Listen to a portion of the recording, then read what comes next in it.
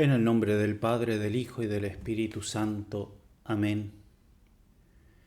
Dios te salve María, llena eres de gracia, el Señor es contigo. Bendita tú eres entre todas las mujeres y bendito es el fruto de tu vientre, Jesús. Santa María, Madre de Dios, ruega por nosotros pecadores, ahora y en la hora de nuestra muerte. Amén. Ave María Purísima, sin pecado concebida. En el nombre del Padre, y del Hijo, y del Espíritu Santo. Amén. Estamos viendo del Padre Lorenzo Sales la vida espiritual según las conversaciones ascéticas del siervo de Dios José Alamano, Madrid 1977. Son en realidad textos de Alamano que Lorenzo Sales recoge, normalmente de prédicas, de conferencias del Padre José Alamano a religiosos en formación.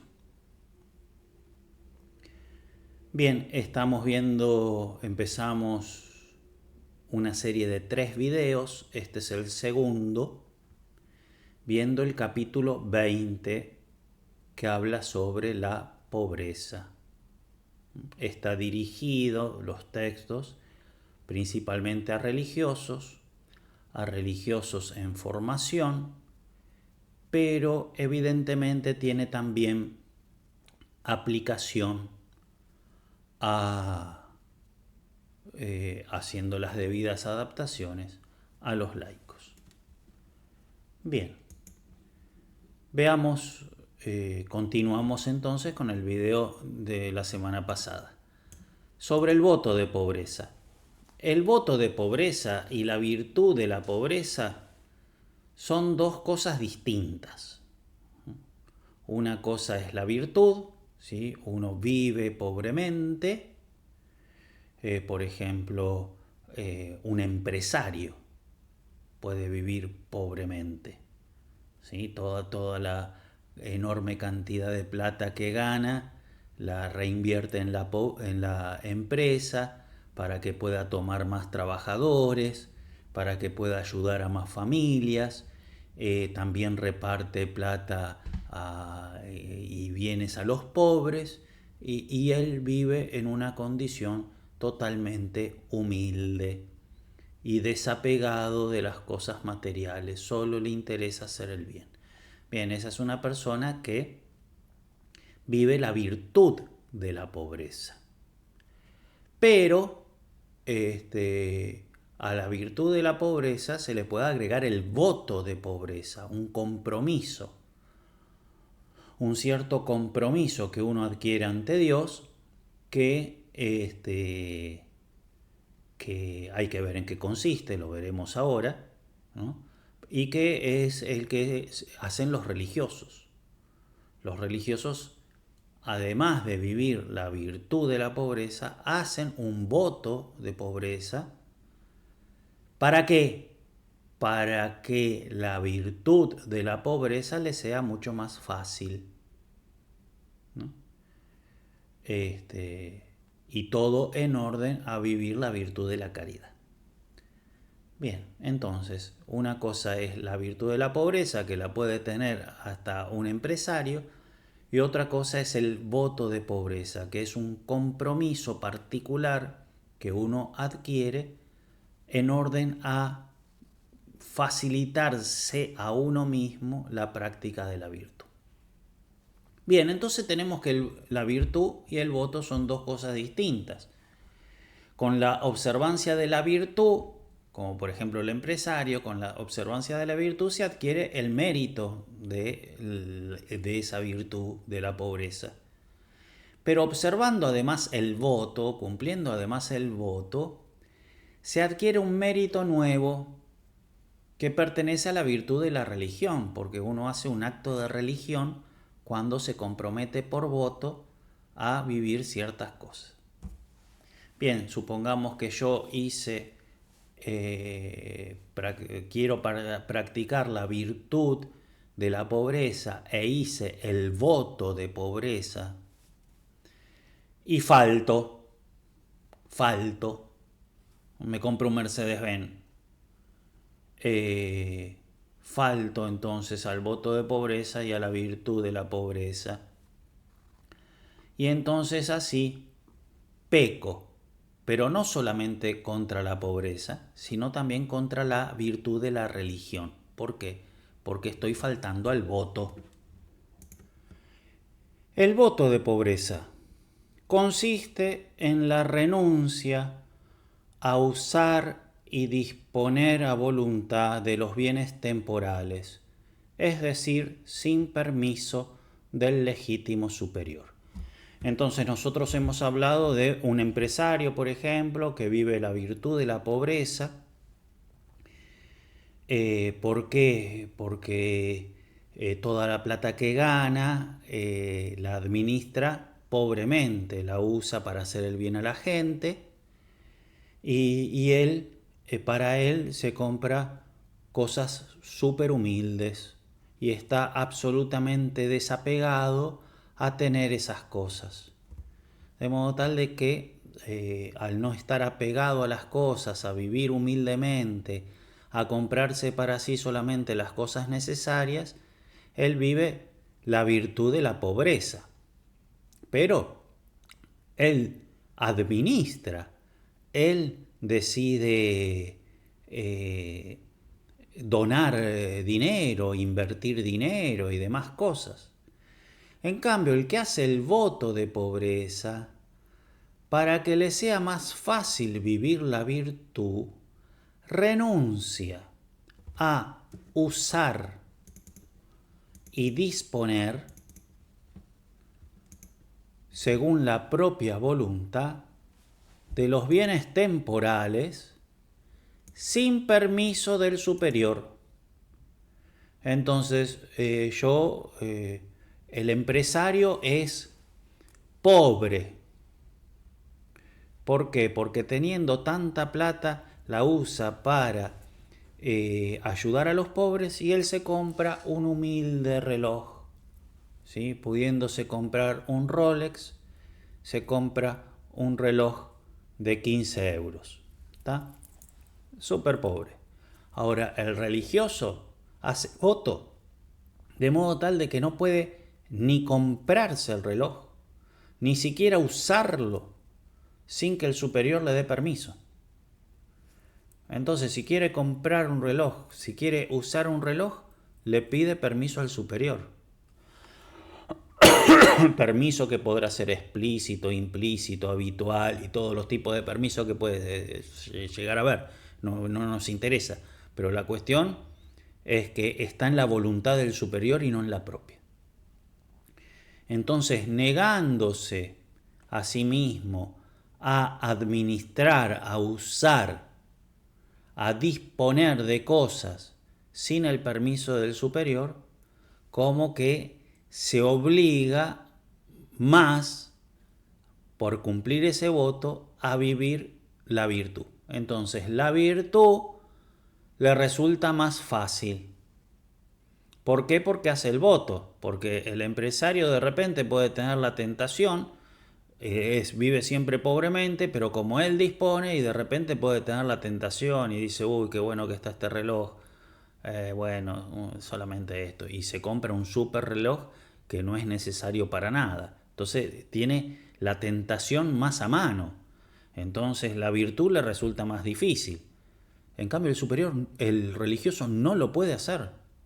Porque sin permiso del superior no puede hacer uso, ni disponer, ni administrar absolutamente ningún bien temporal. Bien, entonces hace ese voto. A la virtud le agrega un voto. Me comprometo a no usar ninguna cosa sin que el superior me dé permiso. Bien, ese es el voto. Entonces, el empresario, teniendo muchísima plata, dispone por su voluntad de la plata que tiene y se compra un reloj súper económico. El religioso no tiene plata, no dispone de plata, no dispone de nada, le pide permiso al superior y el superior le da permiso para comprar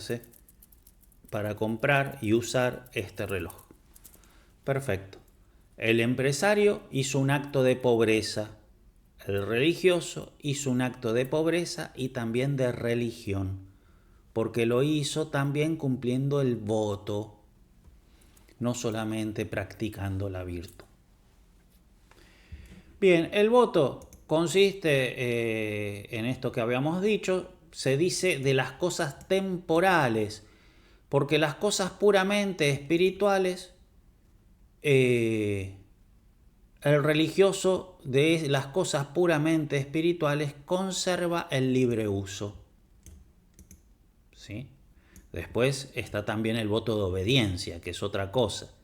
Pero por el voto de pobreza, el religioso conserva el uso de las cosas espirituales.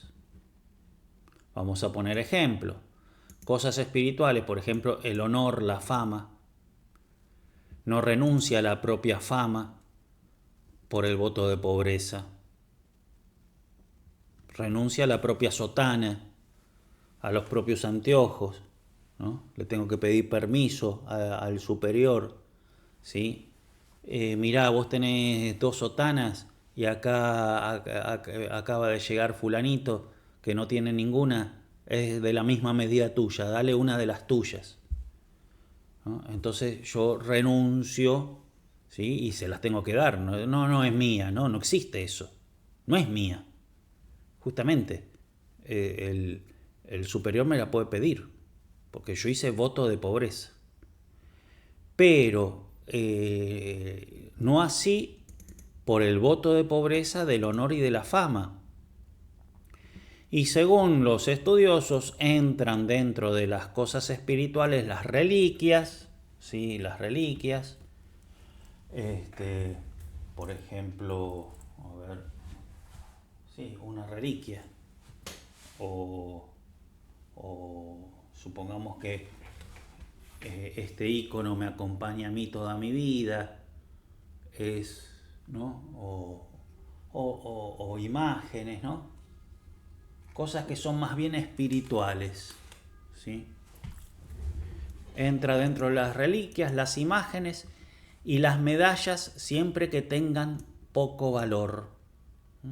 Siempre que tengan poco valor.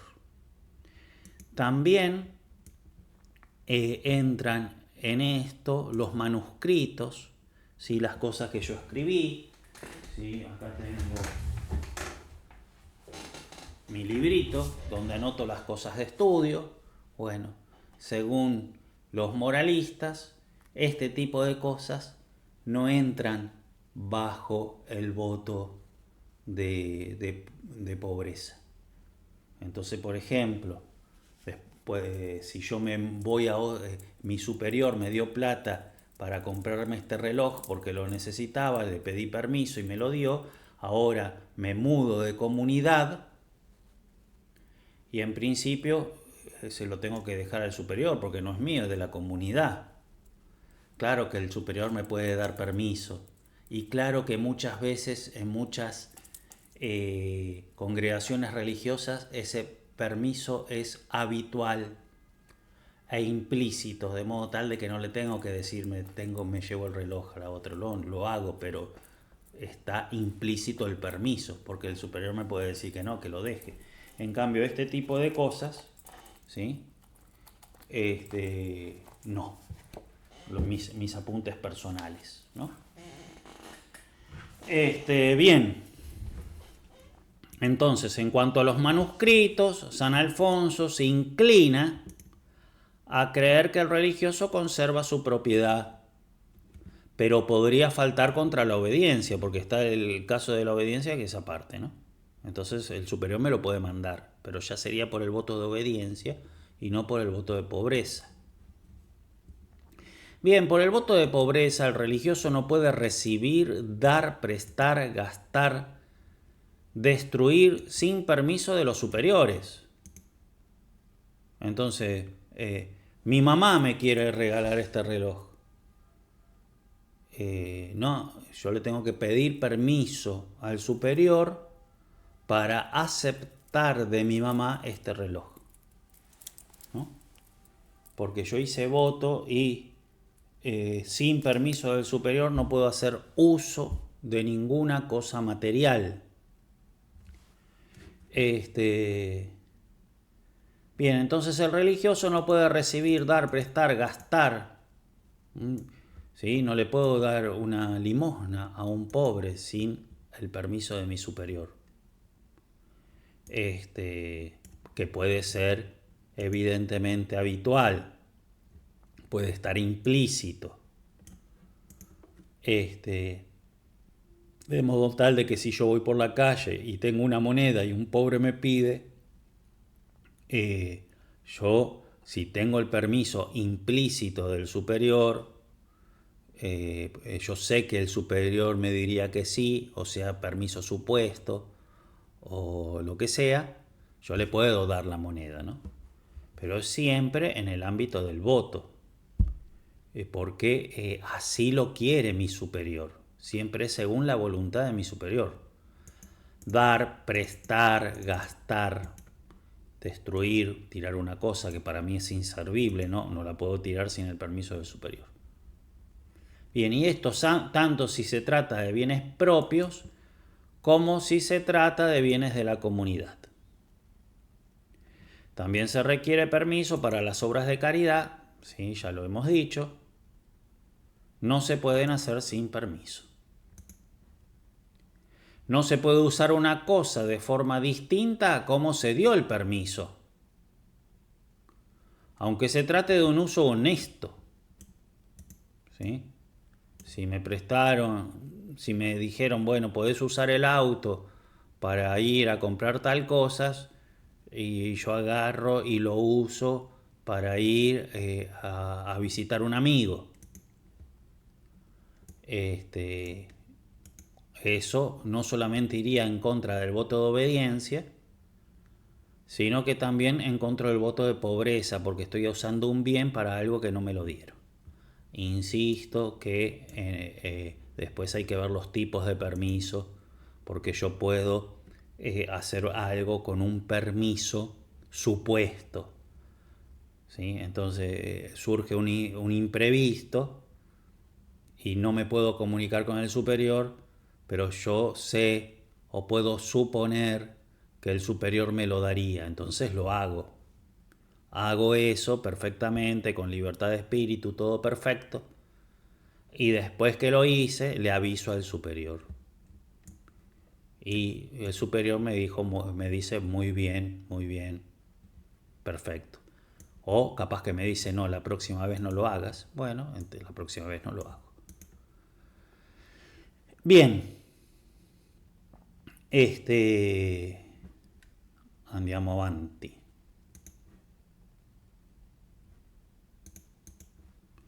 La virtud de la pobreza.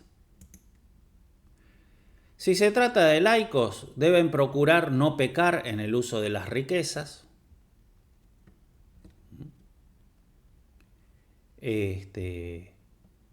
Y además apartar de ellas su corazón. ¿Sí? Se puede pecar con el uso de las riquezas, ¿no? Por ejemplo, en el caso de la comida, pecando de gula, comiendo de más, o tirando, no sé. Se puede tener, evidentemente, robando, o siendo deshonesto. Evidentemente se puede pecar con el tema de las riquezas. Pero para practicar la virtud de la pobreza no se trata solamente de no cometer pecados, sino apartar de ellas su corazón. No estar apegados a ellas. Ya el salmista decía, si abundan las riquezas, no pongáis en ellas el corazón. ¿Sí? Salmo 69:11.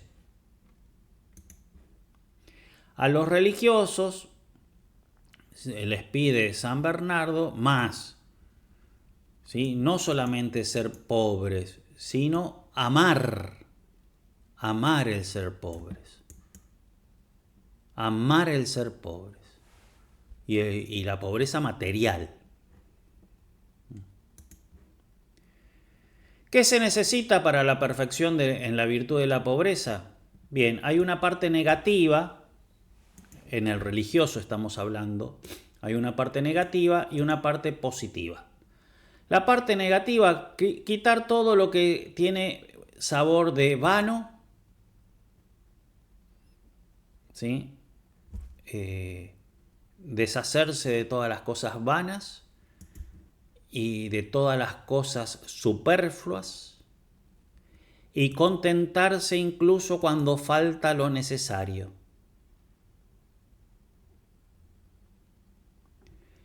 Y la parte positiva de la virtud de la pobreza en el religioso es trabajar y tener cuidado de las cosas de la comunidad.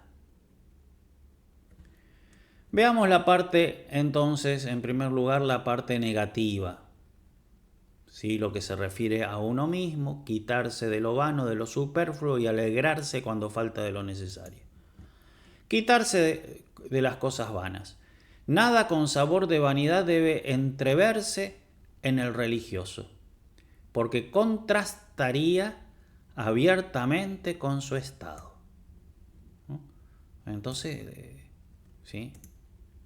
Nada, ¿no? El modelo de anteojo lo elijo para ver cuál me veo mejor, a ver cómo me ve la gente. O el reloj, una pulsera dorada, si se nota más. Cuesta lo mismo, ¿no? Pero elijo ¿no? Entonces, elegir las cosas por vanidad.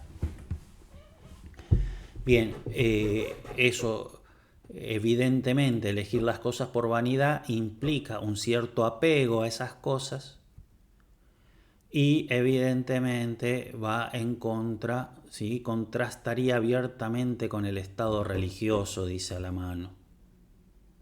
Fuera pues cualquier rebuscamiento en los vestidos, en las habitaciones, en el ajuar, en todo. No es de buen religioso atildarse o ponerse elegante, estar prestando atención a esas cosas. Después, quitar de lo superfluo. El religioso además debe tratar de no tener nada superfluo y no buscar lo superfluo en los objetos. El vestido, el alimento. ¿Sí? Tengo, no sé, cosas superfluas. 5 pares de zapatos. ¿No? Superfluo. No, tener lo necesario. Y esto en los objetos. Santa Teresa revisaba a menudo su celda para comprobar que no había nada superfluo. ¿Qué necesidad hay, por ejemplo, de amontonar cuadernos, plumas, etcétera? Teniendo lo necesario, no busquemos más, porque en la misión aumenta esta pasión de buscar más cosas, ¿no? Le está hablando a Alamano a religiosos en formación y recuerden que es de una congregación misionera. Entonces él los está formando, pero tiene que decir cuando vayan al África a misionar o a cualquier tierra, ¿no? Porque ellos eran particularmente misioneros en el África, o a cualquier tierra así, a veces pobre y a veces no pobre, pero vos vas de misionero, no sos de ahí, empezás sin nada, ¿no? Y a veces el lugar es muy pobre, mucho más pobre que el tuyo de origen, ¿no? Entonces el religioso misionero va a sufrir necesidades. Y si en la etapa de formación buscaba tener muchas cosas, ¿sí? Muchas cositas para estar así seguro, bueno, eso en la misión se le va a disparar totalmente.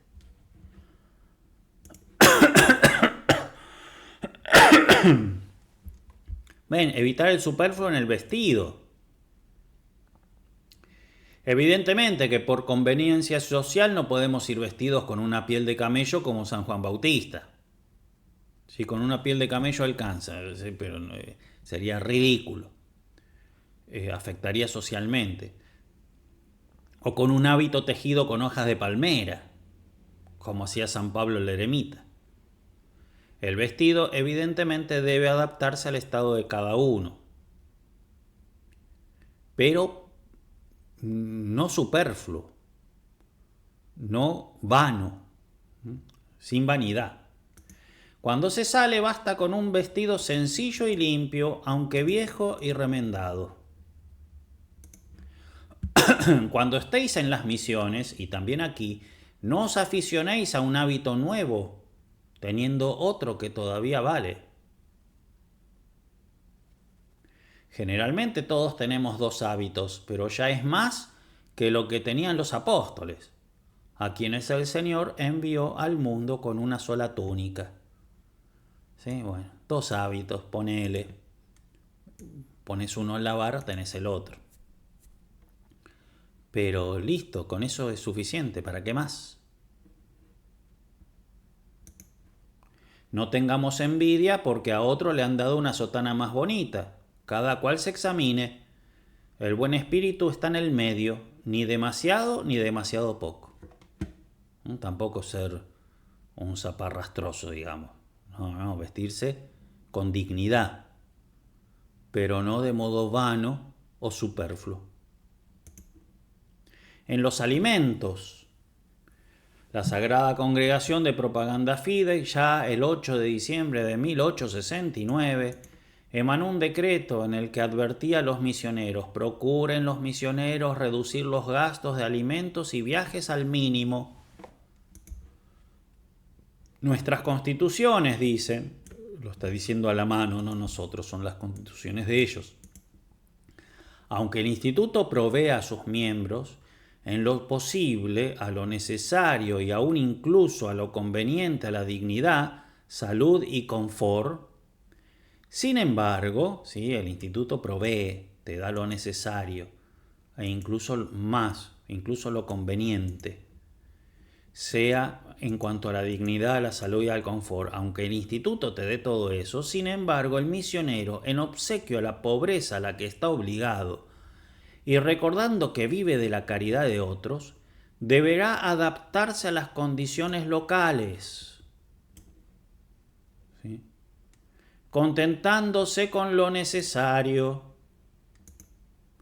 y estando dispuesto a aceptar que le falte en alguna ocasión alguna cosa necesaria, ¿sí? Entonces, capaz que te mandan a misionar a un lugar muy pobre, muy pobre, muy pobre, y para el instituto no es difícil darte algo pobre, pero que en ese lugar es un lujo. Y entonces lo que tiene que hacer es adaptarse a las condiciones locales. Adaptarse a las condiciones locales. Por ejemplo, al padre Huela una vez le preguntaron, ¿podemos poner calefacción? Y calefacción simplemente, no morirse de frío, calefacción. Calefacción humilde, no un sistema súper. Calefacción humilde. ¿Podemos poner calefacción? Y él respondió, si es común en la zona donde ustedes viven. ¿No? Bien, en los alimentos, pobreza en los alimentos, la sagrada... esto ya lo vimos. Hemos pues de contentarnos habitualmente con lo necesario. Parece increíble. Si en alguna ocasión falta algo en la mesa, aunque solo sea la sal, enseguida se pone el grito en el cielo. Vamos, también sin sal se puede comer. Nos olvidamos de que en el mundo no todos tienen lo que nosotros tenemos. Quien ha hecho o va a hacer el voto de pobreza debe estar contento viviendo como pobre. No falta sal. Y los pobres no tienen sal. No se debe hablar de la comida, ni ser ávidos, ni estar con el máximo cuidado al sonido de la campanilla, o con disgusto si no se comienza enseguida el Ángelus, ¿no? Se reza el Ángelus antes de comer. A eso hace referencia. Entonces si se demora el Ángelus, se demora la comida. Entonces no tenemos que estar ávidos. Apenas suena la comida, rezamos rápido el Ángelus y que esté la comida ya. No, aguantate. Si se demora unos minutos. En el convictorio, en tiempo de San José Cafaso, después del Ángelus se bajaba a la salita y se esperaba al rector, quien a veces se entretenía todavía un poco conversando y se comportaba así para acostumbrarles a vencerse en estas ganas de comer. Entonces el rector llegaba unos minutos tarde a propósito, ¿sí? Porque hasta que no llegue el rector no se podía empezar a comer, y él llegaba unos minutos tarde a propósito para educar a controlarse, vivir pobremente. Bien, aunque falte lo necesario.